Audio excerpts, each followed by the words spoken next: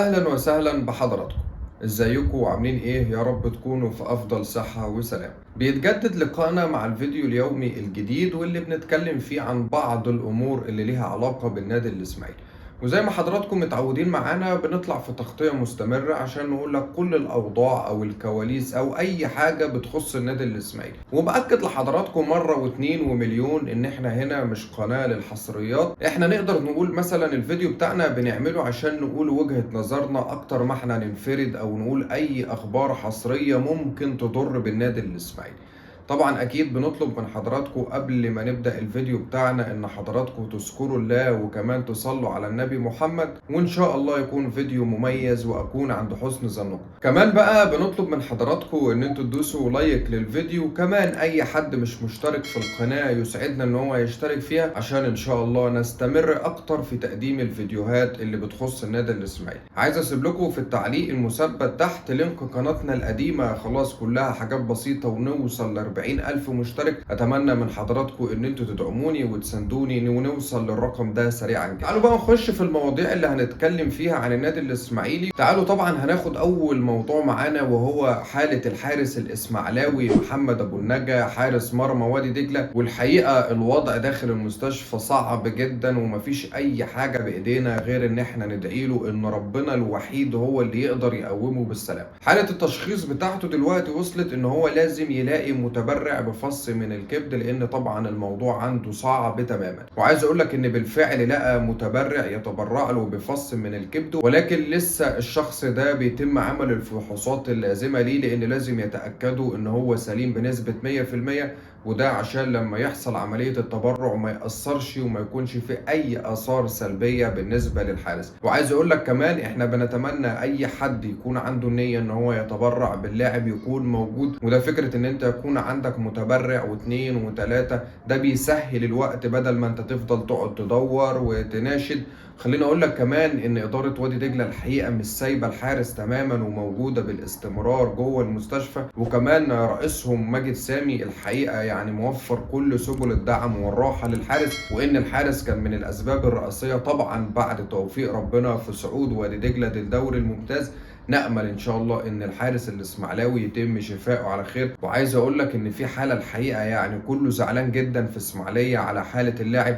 نأمل من الله بإذن الله إن هو يتم شفائه على خير ويرجع سريعا ويشارك مع وادي دجلة وينور في الممتاز. تعالوا نروح بقى للنادي الإسماعيلي والمعسكر المغلق اللي موجود في اسكندرية. بأكد لك وبقول لك إن في إشادة كاملة وإشادة تامة بلاعبنا الناشئ محمد سمير كونتا. وزي ما انا قلت لحضراتكم ان اللاعب ده جدد عقده مع النادي الاسماعيلي لمده 5 سنوات، وان المدير الفني ميلود حمدي معجب تماما بقدرات الناشئ، وان هو اعتقد هيكون له فرصه كبيره جدا جدا ان هو يشارك مع النادي الاسماعيلي في الدوري اللي جاي. وزي ما انا قلت لك قبل المباراه الوديه ان كل وجهات النظر وتحليل اداء اللاعب بيقول ان هو لاعب كويس جدا وخامه كويسه، وهيقدر ان هو بعد توفيق ربنا يكون اضافه للنادي الاسماعيلي الموسم اللي جاي، وده في حالة لو المدير الفني اعطاه الاذن ان هو يشارك مع زمايله. خليني كمان اكد لك واقول لك وانا بقول لكم افتكروا الاسم ده الحقيقة، مع المشاركة والاستمرار واكتساب الخبرات اعتقد ان هو هيكون ليه مكان مميز جدا في الخط الخلفي للنادي الاسماعيلي. كل امنياتنا بالتوفيق لمحمد سمير كونتا. بنطلع نشيد باللاعب، بنطلع نرفع من روحه المعنويه، بنطلع نتكلم عليه كلام ايجابي كتير عشان باذن الله ياخد الكلام ده ويكتسب الثقه ويكون عنده ثقه في نفسه، وان شاء الله يكون اضافه وليه بصمه مع الفريق، وده في حاله مشاركته الموسم اللي جاي. انا عايز اقول لك في المباراه الوديه الاخيره قدام سبورتنج المدير الفني الحقيقه يعني اعترض بشكل كبير جدا على بعض اللعيبه اللي موجوده في الملعب، وده بسبب عدم التزام اللعيبه بالتعليمات الخاصه من ميلود حمدي. ويعني من الناس اللي كانت موجوده في المعسكر قالت لنا ان هو يعني بان عليه حاله الغضب الشديد من بعض اللعيبه، وان للاسف اللعيبه ما حاولتش ان هي تطبق الفكر بتاعه او اللي متفقين عليه في التدريبات. واتمنى ان اللعيبه تركز واللعيبه تعمل عليها. لازم كل اللعيبه كلها تثبت نفسها للمدير الفني، لازم اللعيبه كلها تثبت نفسها وتقول ان انا جدير ان انا اكون موجود في التشكيل الاساسي للنادي الاسماعيلي الموسم اللي جاي. فرصة ان النادي الاسماعيلي ما عندوش اي تعاقد للموسم الثاني على التوالي، وبالتالي النادي الاسماعيلي قدامه فرصة ذهبية لاكتشاف المواهب واكتشاف اللعيبة الصغيرة للسن. ولكن للاسف بعض اللعيبة اللي احنا بنعتمد عليها المواسم اللي فاتت ما بتساعدش اللعيبة الصغيرة، والنتائج كلها ما بتكونش في صالح النادي الاسماعيلي. فبالتالي انت كواحد من الجمهور ما عندكش صبر، بتشوف ان الفرقة عمالة تخسر. فبالتالي لو في لاعب صغير طلع او ظهر او عمل مباراة كويسة، للأسف احنا ما بنشوفوش خالص بسبب الجو العام السلبي اللي موجود جوه النادي الاسماعيلي. تعالوا كمان نروح لموقف احمد الشيخ. في بعض التعليقات اللي بتجيلنا بشكل مستمر الناس بتسأل موقف احمد الشيخ ايه، هل هيجدد مع النادي الاسماعيلي، هل النادي الاسماعيلي صرف النظر عنه ولا لا. خليني اقول لك انا اتكلمت قبل كده في الموضوع ده، ولكن باكد لك مرة تانية ان الامور لحد دلوقتي متوقفة تماما بين ادارة النادي الاسماعيلي مع احمد الشيخ، ولسه لحد دلوقتي الموضوع ما اتقفلش خالص، ولسه كمان مفيش اتفاق تم الانتهاء منه بنسبة 100%، وان الموضوع كله ما زال في مرحلة التفاوض، والناس تقريبا مش مستعجلة، والناس شايفة ان احنا بناخد وقت. وخليني اقول لك كمان ان احمد الشيخ زي ما انا قلت لك قبل كده ان هو مرحب بتجديد عقده مع النادي الاسماعيلي، وان هو رمى الكوره في ملعب اداره النادي، ولكن لسه الامور كلها ما تمش حسمها، ولسه الامور كلها في طي المفاوضات. وان زي ما قلت لك ان اللاعب قال ان انا محتاج اخد مبلغ معين وليا مستحقات متاخره عن النادي الاسماعيلي هتنازل عليها، ده تقديرا في حب النادي الاسماعيلي. ولكن لحد دلوقتي لسه الامور متوقفه تماما.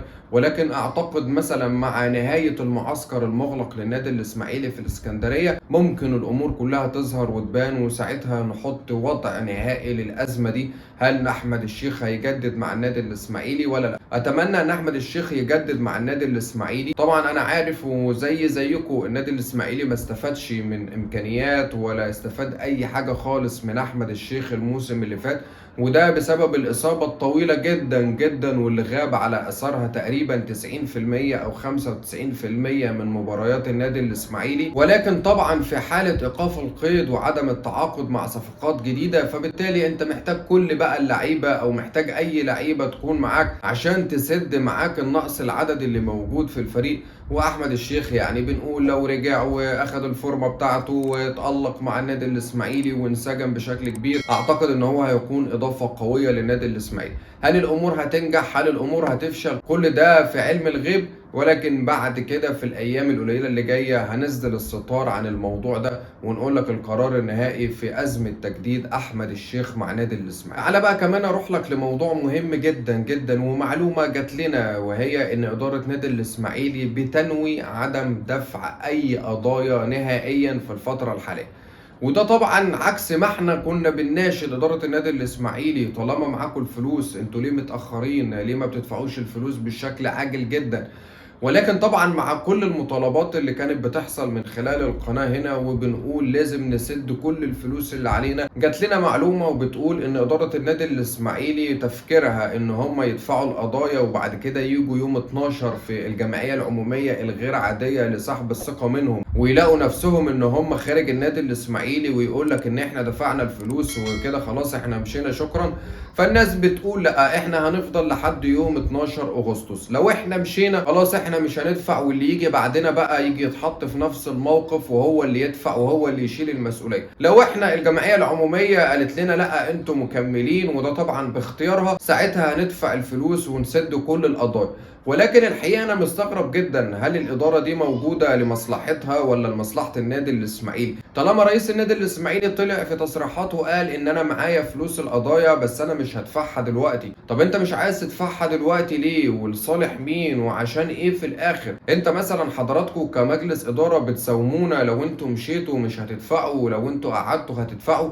فالحقيقة هي دي الإدارة اللي مسؤولة عن إدارة النادي الإسماعيلي. عشان تصدقوا كلامنا لما بنطلع في كل فيديو بنقول إن الإدارة دي غير أمينة على مقدرات النادي الإسماعيلي، لما كنا بنطلع نقول إن الإدارة دي للأسف لا تصلح إن هي تقود نادي كبير جدا زي نادي الإسماعيلي، عشان تصدقونا لما بنقول إن الإدارة دي الحقيقة كل قراراتها عشوائية وكل قراراتها عبثية. فأنا الحقيقة مش قادر أفهم إيه المنطق وإيه وجهة النظر في إن أنت ما تدفعش الفلوس لحد ما تشوف ايه هو قرار الجمعيه العموميه. خليني اقول لك ان ده قرار خطير جدا من مجلس اداره لا يعي المسؤوليه اللي عليه، ده قرار خطير جدا من مجلس إدارة مش مقدر حجم المأساة اللي نادي الإسماعيلي فيها.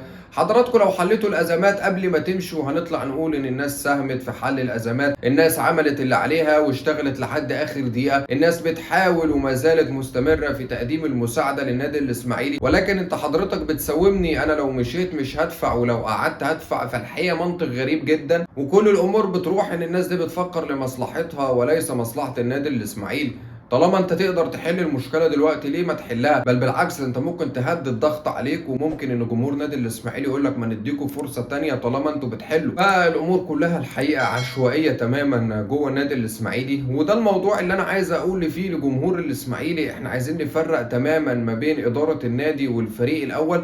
لازم كلنا كجمهور للاسماعيلي ندعم الفريق الاول بكل ما اوتي من قوه. عندنا فريق صغير في السن ولعيب اول مره هيشارك في الدوري، فاحنا لازم نأزره ولازم نسانده ولازم ندعمه ولازم نقول له ان جمهور الاسماعيلي وراك. لان الحقيقه لعيبه النادي الاسماعيلي ما عندهاش ثقه تماما في نفسها، وللاسف لما بتلعب تحت ضغط الجمهور في استاد اسماعيليه بتخسر. فلازم نفرق ما بين الاداره اللي هبطت النادي الاسماعيلي وفرق طبعا من اللعيبه اللي هبطت النادي ولكن هم اتحطوا في الازمه دي.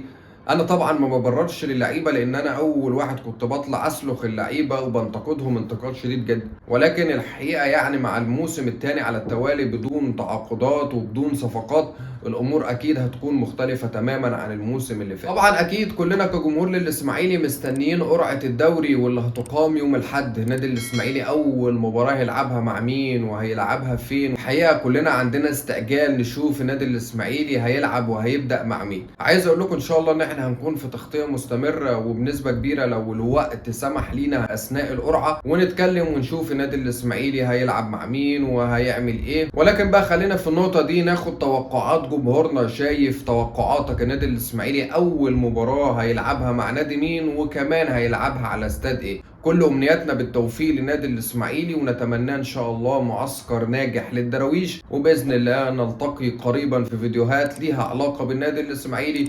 في النهايه ما تنسوش تدوسوا لايك للفيديو. هنا بقى كلنا الكابتن احمد العجوز رئيس قطاع الكره داخل النادي الاسماعيلي في تصريحات يعني كتيره جدا نزلتها الصفحه الرسميه للنادي الاسماعيلي. كابتن احمد العجوز اتكلم في امور كتيره جدا. الحقيقه انا بحب وبحترم وبقدر الكابتن احمد العجوز، الحقيقه لاعب تاريخي وكابتن للنادي الاسماعيلي، ولكن ما كنتش اتمنى ان اشوف الكابتن احمد العجوز في الحته دي.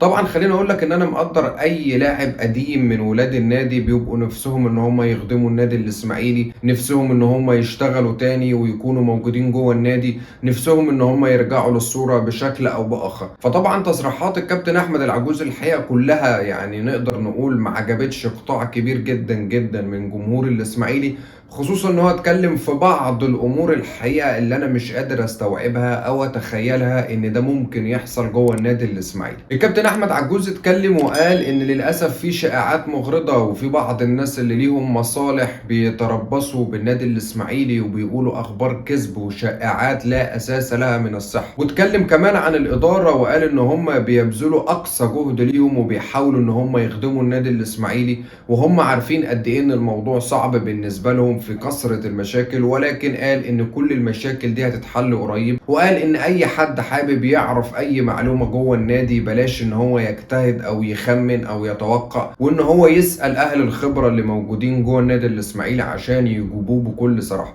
اتكلم كمان عن اللعيبة الاجانب وقال ان هم لعيبة كويسة ولعيبة مميزة النادي الاسماعيلي تعاقد معاهم. كمان احمد العجوز طالب من جمهور الاسماعيلي ان هم يدعموا فريقهم وان هم يركزوا مع فريقهم باقصى قدر ممكن، وان الاداره بتحاول وبتسعى ان هي تحل مشاكل النادي الاسماعيلي. ولكن الكابتن احمد العجوز نسي ان الاداره الحاليه واللي هو شغال معاها هي هبطت النادي الاسماعيلي بالفعل لولا قرار الانديه والناس تدخلت منعوا الهبوط. فاحنا بس بنفكر الكابتن احمد العجوز ان المجلس ده هو سبب رئيسي في ازمات كتيره وهبوط النادي الاسماعيلي. كمان الكابتن احمد العجوز فجر مفاجاه كبيره وقال ان احنا بنفكر بالنسبه للعيبه اللي احنا تعاقدنا معاهم ان احنا نعيرهم لمده 4 شهور وتحديدا لحد يناير عشان ما يفضلوش قاعدين من غير لعب، بل بان هم يلعبوا ويشاركوا ويكتسبوا خبرات وان يكون لهم لياقة بدنية، وبعد كده في يناير يرجعوا النادي الاسماعيلي ونأيدهم، لان هو قال ان القيد خلاص الموضوع كله هيتحل في يناير اللي جاي. فالحقيقة ده موضوع بالنسبة لي مش قادر افهمه. هل في نادي هيقبل مثلا ان هو يتعاقد مع لاعب لمدة 4-5 شهور فقط لا غير، وبعد كده يرجع النادي الاسماعيلي؟ الحقيقة طبعا مع الإدارة الحالية ما أعتقدش إن الموضوع يتم بالسهولة دي. قال إن اللعيبة مبسوطة إن هي موجودة في النادي الإسماعيلي وما عندهاش أي مشكلة إن هي تقعد لحد يناير عشان تثبت نفسها إن هي جديرة بلبس تيشيرت النادي الإسماعيلي. هل إدارة النادي الإسماعيلي تنجح في الأمور دي؟ أتمنى طبعا على المستوى الشخصي، ولكن أعتقد إن الموضوع صعب جدا جدا، وده نظرا لعلاقة إدارة النادي الإسماعيلي بباقي الأندية التانية، وإن الموضوع الحقيقة بيكون صعب جدا جدا في تعاملهم مع إدارة النادي الإسماعيلي. أنا بس عايز أختم كلامي في النقطة دي وأقول إن أكيد إحنا كلنا كجمهور للإسماعيلي ما نختلفش تماما على الكابتن أحمد العجوز، وإن هو جاب دوري وكاس للنادي الإسماعيلي، والراجل يعني لاعب تاريخي وقيمة كبيرة جدا للنادي الإسماعيلي. ولكن الحقيقة بزعل إن أي حد بيشتغل ويحط إيده في إيد الإدارة الحالية، وان للاسف بيخلوا ان الناس او ولاد النادي بيكونوا ستار عشان يقدروا ان هم ياخدوا القرارات او يعملوا اي حاجه، وفي الاخر يقول لك ان في الكابتن احمد العجوز هو اللي في الوش. اساله، هو اللي مسؤول عن كل ما يخص الكره جوه النادي الاسماعيلي. احنا الدراويش، انا الاسماعيلي، انا الفن والحرفنه واللعب البرازيلي من ايام رضا وشحته والعربي وميمي درويش، والدراويش هم الدراويش، الدراويش هم الدراويش.